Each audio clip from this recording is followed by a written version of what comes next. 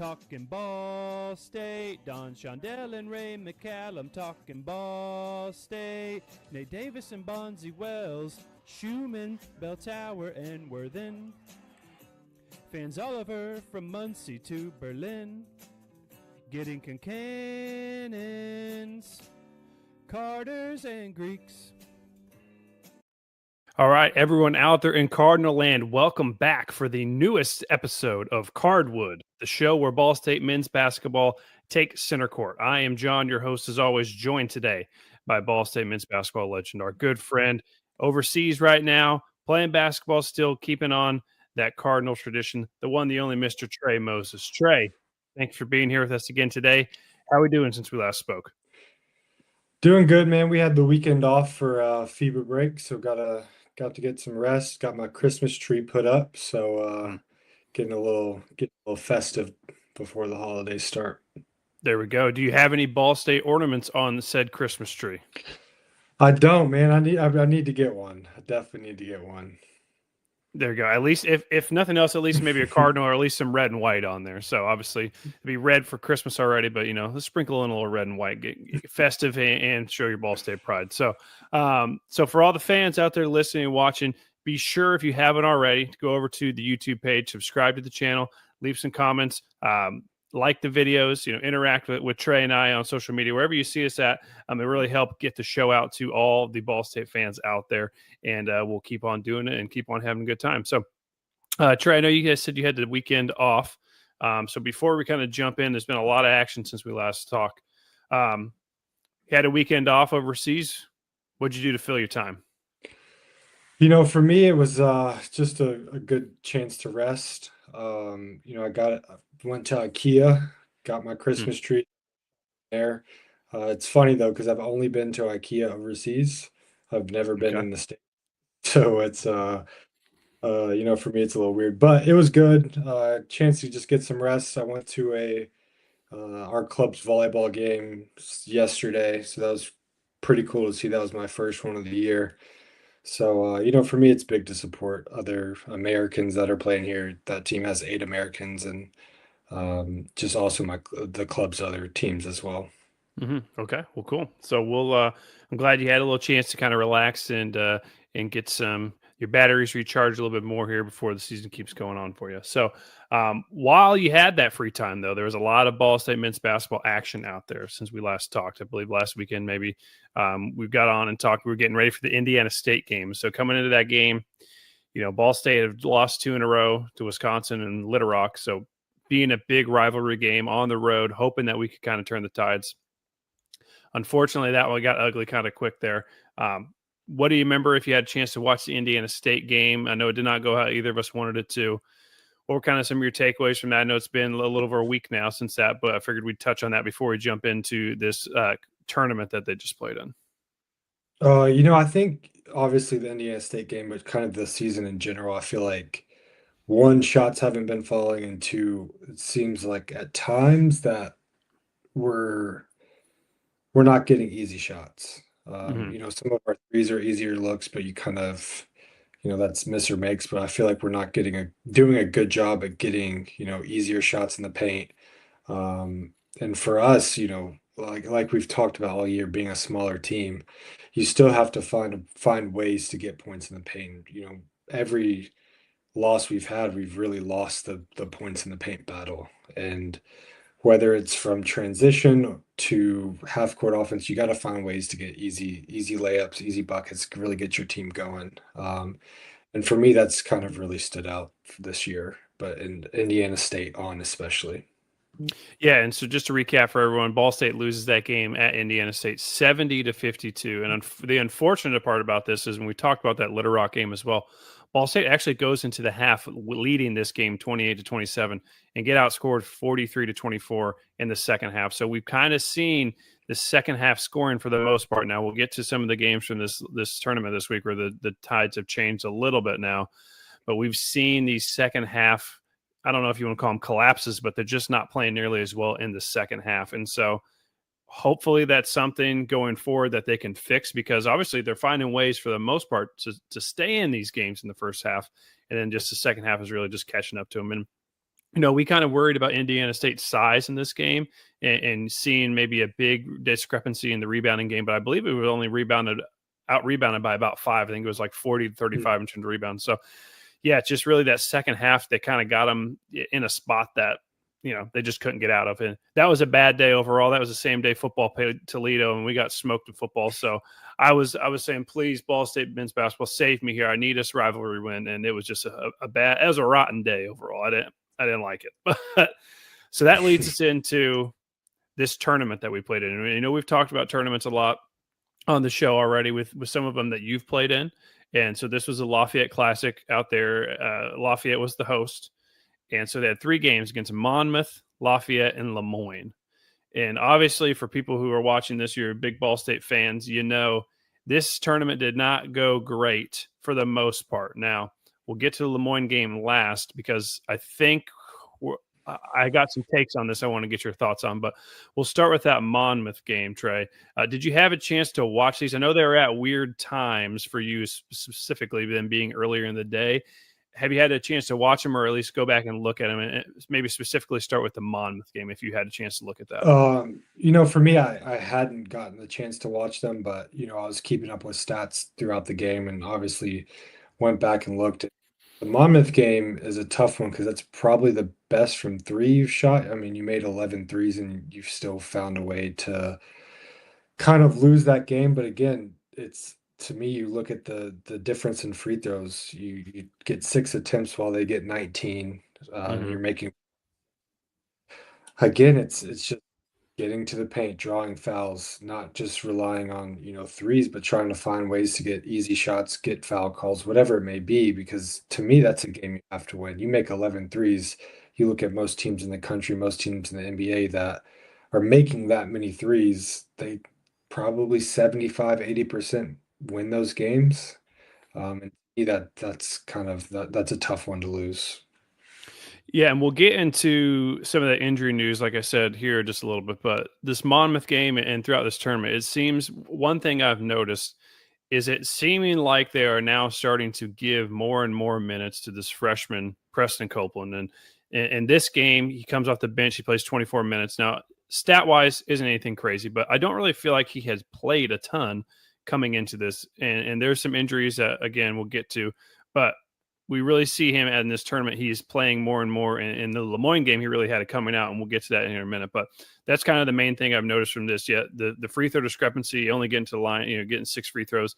They got out rebounded by 11 in this game. So again, you got this game, you have the Little Rock game, that are games that feel like they should have a chance to win. They're just not pulling them out yet. And what you said before the season started was everyone needs to try and let these guys, give them some time to come back and play together. Because we talked on the preview, and I know they mentioned it in one of the games I was watching, 80 to 85% of your scoring from last year left. Same thing with the minutes, same thing, all this. So everyone is trying to get these guys to play together and play, get used to playing together. And so, at times this tournament has not looked good. So we can kind of go to now what was by far the worst game of this tournament. And this is where I preemptively put out the panic button. I don't know if people saw this on Twitter, but I was ready to hit the panic button. I said, if we get one more performance like this, the panic button will be hit for me. This game against Lafayette, Trey, this was bad. 15 points in the first quarter, or first half, excuse me. One of the worst offensive games I can ever remember watching. What are your takes on this? Because 37 points overall in a college basketball game is never going to get it done. Yeah, 100%. I'll say as much as it was an ugly game for us, I really think it was an ugly game for both teams. Obviously, you'd rather win ugly games than lose ugly games. That's what, coaches will preach. So I'm sure their coach is preaching like, yeah, we won, but we got to clean a lot of stuff up. But 22% field goal percentage, like that's absolutely not okay. Mm-hmm. And whether it's finding ways to get easier shots for guys, and I'm not blaming coaching system, any of that. It's our guys, cutting the right ways, moving the right ways. Like we have to find. I say we because it's the collective whole, from coaching to players on how to get guys in the right positions, the right shots, and not just relying on. I mean, you took 29 threes and made 3. Like at some point, yeah, hey, it's not falling. If you get an open one, you obviously need to take it. But you got to find ways.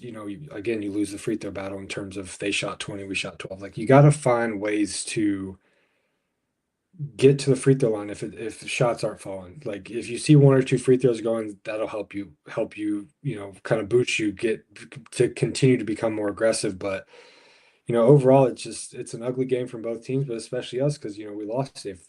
If we had won 55-37 and we're still going to be sitting here saying it was ugly because they shot 33%, like that's not good. But at the Hmm. end of the day, an ugly loss. And for me, it's they doubled our points in the paint. We get out rebounded by four, which obviously four isn't isn't terrible, but at the end of the day, like we're just the points in the paint battle, like that has to become a lot closer, especially getting into MAC play. Hmm. Yeah, and they had Lafayette had two guys with double doubles in this game, who 14 rebounds and 10 rebounds. So they didn't out rebound us by a lot, like you said, but they had guys who were racking up the rebounds, and that's always going to hurt us because if we can't stop guys down low from getting these rebounds, getting these extra possessions, there's really not much we can do about it. The other big thing in this game, which we talked about in the last episode, was the surprising, and even though it was a small sample size, was the surprising ability to knock down shots from the 3-point line. Well, this was definitely not the case in this game. Ball State goes 3 of 29 from the 3-point line, 10%. you know that's a shocking number. And again, this is all a small sample size. So was their very hot shooting at the beginning of the year? This number, are you going to kind of balance yourself out a little bit? And again, people have off days. Teams have off games, and players have off games, and that happens, and that's just basketball. But yeah, that was just not a game where anything was going right for these guys. And like I said, I was ready to hit the panic button. I said, this is horrible. I can't believe this is what we're seeing. And Trey, they responded, and I thought a pretty good way with the last game to wrap up this tournament against Lemoyne, who, again, I wasn't very familiar with. There's so many more teams in college basketball at the Division I level than there are in football, obviously, 3 times the amount or as many. So sometimes you see a name like Lemoyne and you're like, well, what is going on here? Who are we even playing today? But Ball State really did respond in this game. There's some eye-popping numbers here. I'm sure you've had a chance to look at them. Where do you want to start with this game? Because even coming out of that Lafayette game, the first part of this Lemoyne game was kind of like, okay, maybe not, but they really kind of turned this on in the second half. Ball State beats Lemoyne 96-85, almost hitting that century mark, and they scored 58 points in the second half. So where do you want to start with this Lemoyne game? Because there's a lot to get to. Yeah, before we get there, I want to say the biggest thing that has surprised me, especially over this, tournament, is the lack of turnovers. I thought we were going to be a team that turned the ball over a little bit more. I was really concerned. The first exhibition game against IPFW, I felt like we had a lot of silly turnovers, but really it's been 11 and under. So like your ability to cut down on turnovers, if we could just figure out the scoring aspect in terms of getting easier shots, getting shots to fall, getting to the free throw line, like I think we're looking at these games totally different. I think Mm-hmm. we're looking at that we're winning. At some point, the scoring will change. It has to. It's the way basketball is. Teams go through slumps, and I said, I don't remember when I said it, but one of these episodes I said you want to start playing your best basketball, mid to late February going into preseason tournament or not preseason tournament, MAC tournament. So Mm-hmm. um, the shots will fall eventually. You talked about Copeland. Um, being a freshman, I was in that position too, obviously. But for me, I was a guy that wasn't expecting to play as much, and over the course of my freshman year, I ended up averaging 20 minutes a game, starting 9 games, and my biggest thing to him is continuing to step up when your name's called. Um, you know, 16 rebounds, like that's phenomenal. And Mm-hmm. that's need out of guys is to step up when guys are either injured, not playing as much, whatever it is, because Caden only played 11 minutes in that game. But it's those guys stepping up and being able to create extra opportunities on offensive rebounds, on defensive rebounds, diving on loose balls. Because at the end of the day, 50-50 balls, like we have to be a team that wins those. Yeah, and this was the second half of this game, because obviously it's tied going into halftime, but and credit to Lemoyne, they shot well too. And I think in most scenarios, this is probably a game they end up winning with how well they were shooting. But Ball State was just could not miss for time at times. And we talked about Preston Copeland, that double 10 and 16. Then obviously, we were talking before the year started. We were thinking, who is going to be this big 3-point shooter for us? And the name that was coming up based on the statistics we saw from his time, I believe at Youngstown State, was Juwan Maxey. And, he really showed up this game. I think he scored like the first 12 or 15 points of the game for Ball State. He ended up with 27 points, 8 of 18 field goals. And then he was 50% from the 3-point line, 7 to 14. Davion Hill, another big game, 24 points as well. And then Devon Barnes with 14 points. So my question for you is, Trey, they were in a 5-game skid and they're going into this Lemoyne game tied.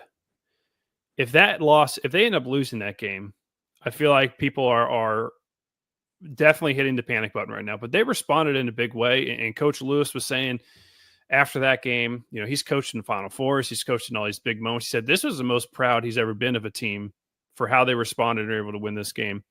Is this performance in the second half against Lemoyne something that they can really build on and kind of see this season start to, stack up wins, or is it just, one half in one game in December or November in Pennsylvania? Like, am I thinking too big of this, or is this really a turning point for them? No, it 100% should be a turning point. Now, the way you bounce back and finally step up and win big second half, can you turn that second half into a big first half against Asheville?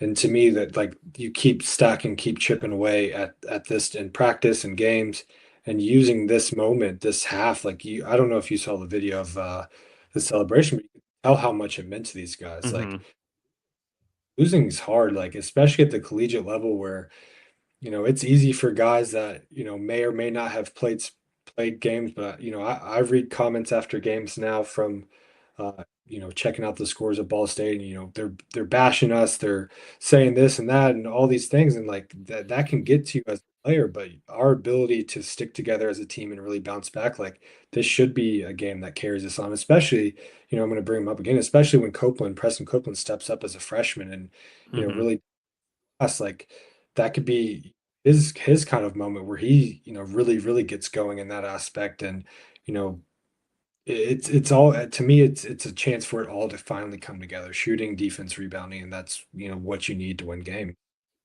Yeah, because it had gotten hard, especially that Lafayette game, to just be like, man, is this season just going to kind of go the same way it's been going recently? And this was, like I said, this was a very nice change of pace. They were able to knock down shots. They were able to respond every time Lemoyne would kind of respond back with them, and they're throwing punches back and forth basically, and they were able to figure out a way to get this done. And I hope that they can figure out a way to translate this into a handful of wins here, before MAC play starts, and really get their confidence up and get these younger guys, some more time here. And so I guess this would be a good chance to go into some of this injury news that we've been talking about, because there's been some notable names that we didn't really talk about much in this 4-game stretch kind of we're going over here. And there's, I guess, a reason why. And I guess you can comment on this with maybe what you thought, because there's not a lot, we don't get a lot of news about Ball State men's basketball out there, so you're really kind of just left to wonder what's really going on. And we did get some injury update here. This is from Zach Carter over on Twitter. He works for Sports Key 1. So some injury updates per Michael Lewis. So Caden Fish has been running about 50 to 60% this season due to some different injuries, and he's still dealing with those. And Joey Hart has an upcoming MRI to find out what his foot injury looks like. So, and continued. So for Cam Denson, Lewis said he dislocated his toe, something he's never seen before as an injury as a coach. He had it fixed, but the timetable is uncertain and looks like Ball State could be without him for a minute. So that's a lot to take in there. I'll let you kind of start wherever you want, obviously. So we're finding out, it looks like Caden Fish has been injured some. So that kind of makes sense with the minutes he's playing. And we don't really have much of an answer on Joey Hart, and it looks like Cam Denson is going to be out for a little bit. So where do you want to start there? It's a lot of size that potentially is not going to be playing for us right now. Yeah, so my junior senior year, I was kind of dealing with the same thing as Caden. Early in the season, I was on minute restrictions both years. I had a hamstring pull my junior year, and then I had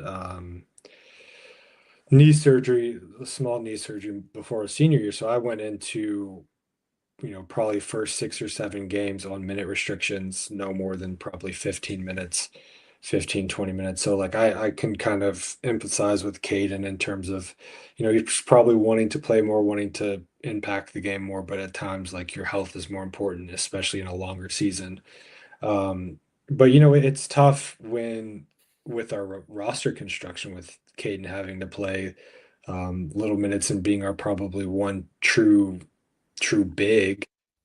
Preston's obviously tall, but he's a little slimmer. But Caden's probably got the physical aspect. But the injury bug is tough, especially losing 3 guys, this early. But hopefully, they kind of get it together going into MAC play, and that's kind of what you're aiming for. Again, we've talked about it.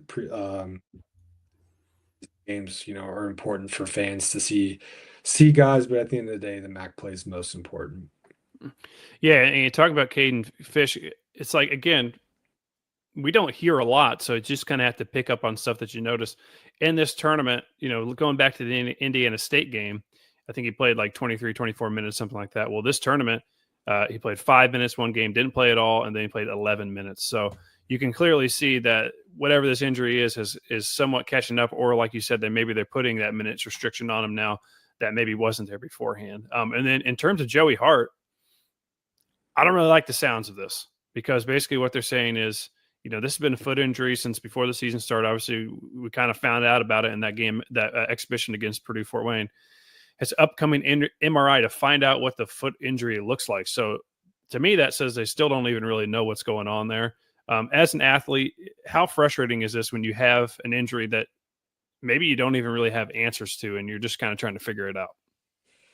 Yeah, it's especially like foot injuries and knee injuries are probably the two hardest, especially like whether it's just nicks or pain or more serious, like a foot injury is tough. Like everything starts with the foot, pushing off, jumping, shooting, whatever it is.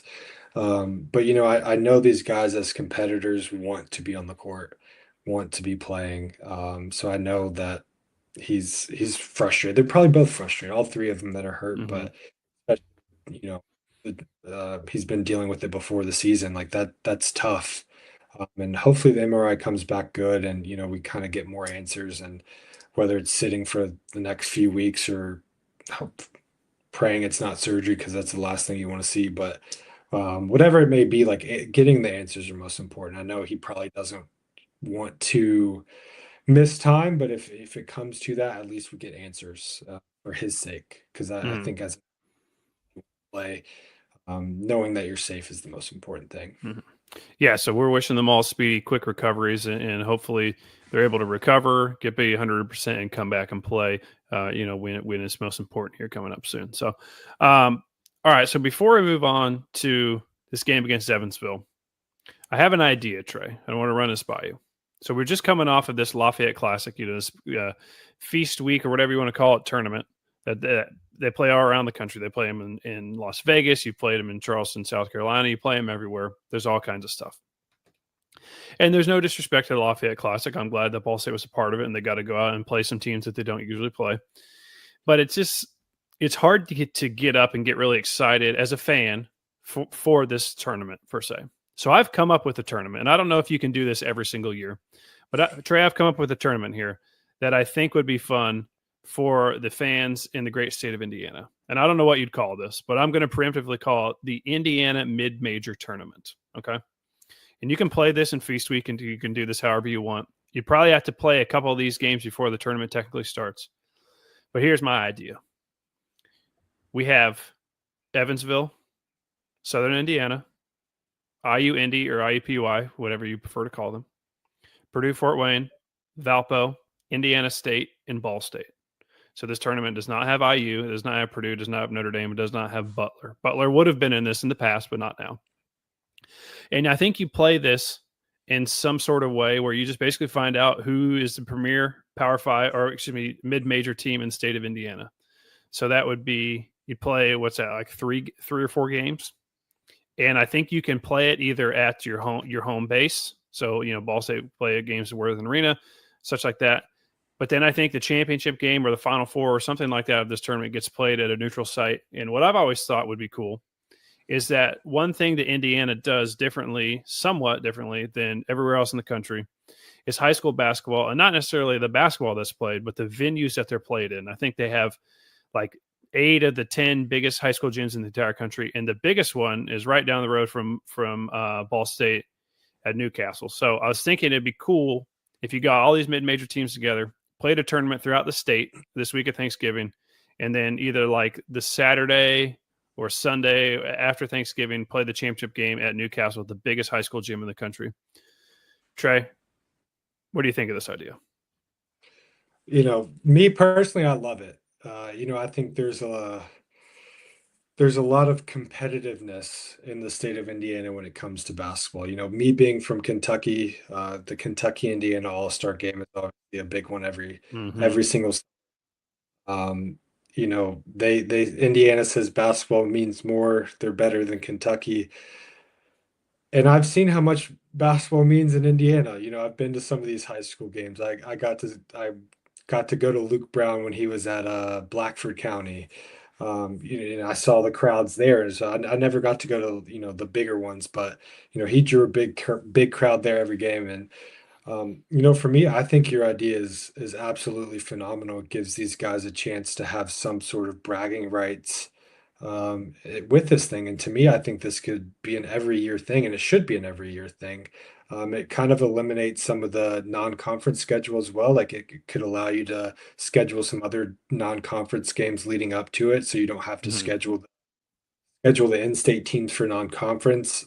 I think it more ticket sales as well. Like, you get a lot of people, especially if you're going to play at these bigger high school games, you're bringing in people that, may not get to see a lot of these teams play in person and have to watch it online. And, I think this would have like the most positive impact on the state of Indiana when it comes to college basketball.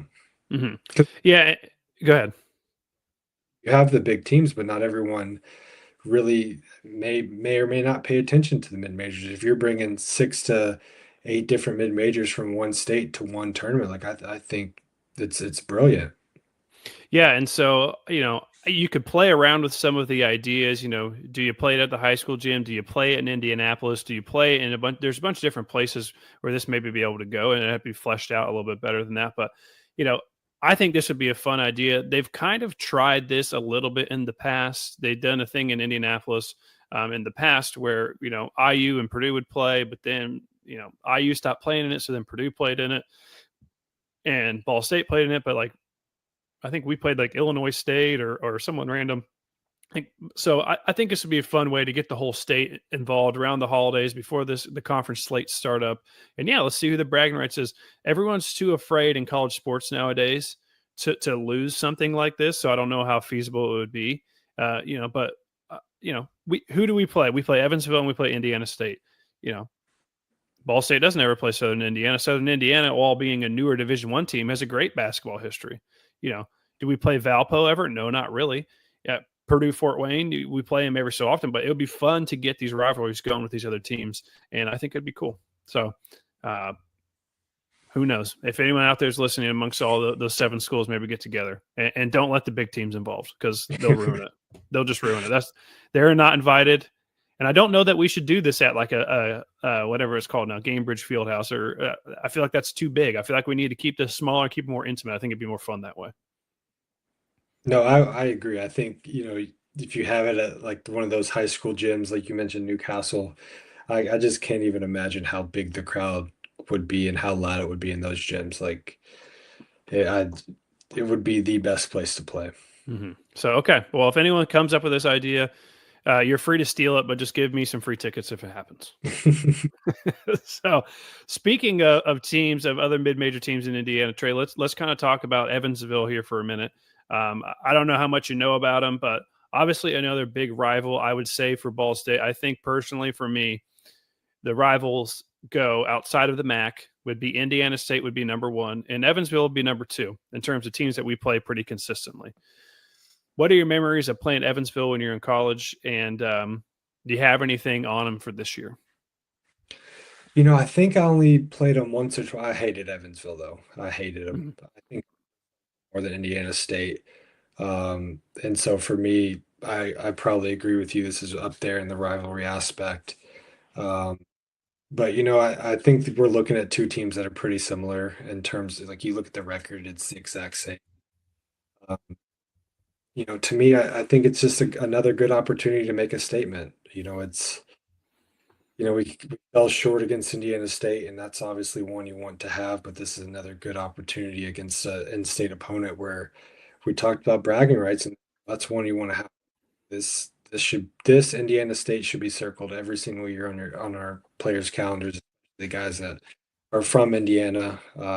But to me, like we gotta at least have a better showing than we did against Indiana State. Mhm. Yeah, and so Ball State excuse me, Ball State and Evansville, long history goes back to 1930s. Pretty lopsided actually all time in favor of Evansville. Ball State trails in the series 17-41. Now, the last time they met was last season, and Ball State whooped up on them pretty good, 80-43.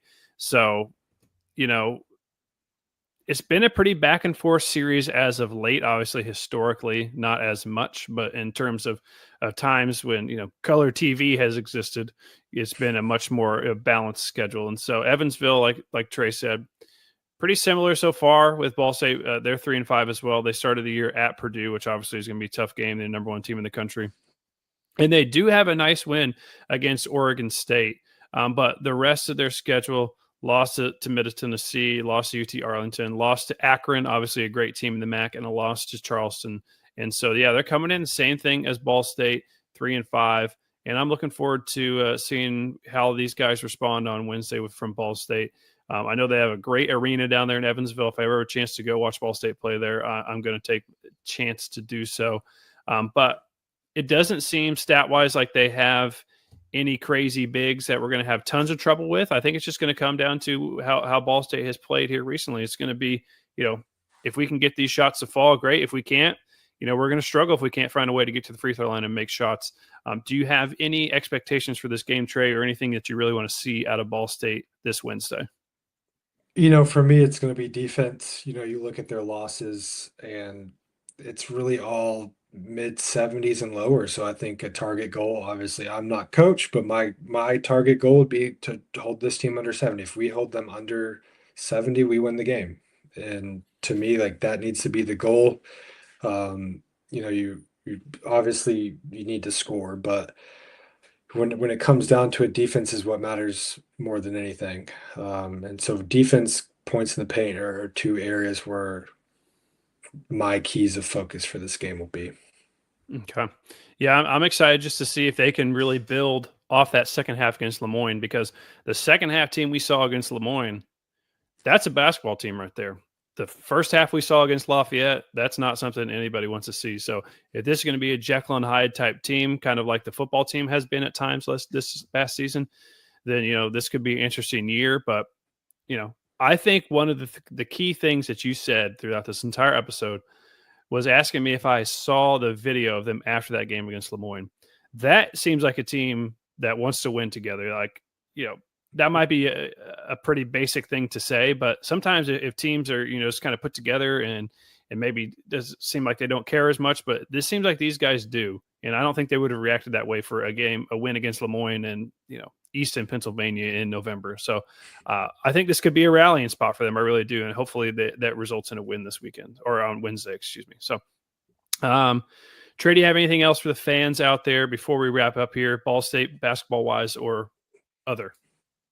Just continue to support these guys. I know that at times, we look at records, we look at how they're playing, like it can be that feeling of wanting to push the panic button, wanting to give up, wanting to just throw in the season. But at the end of the day, that's why basketball to me is a lot different than football. Because in football, you lose three or four, your season can kind of be a lot tougher.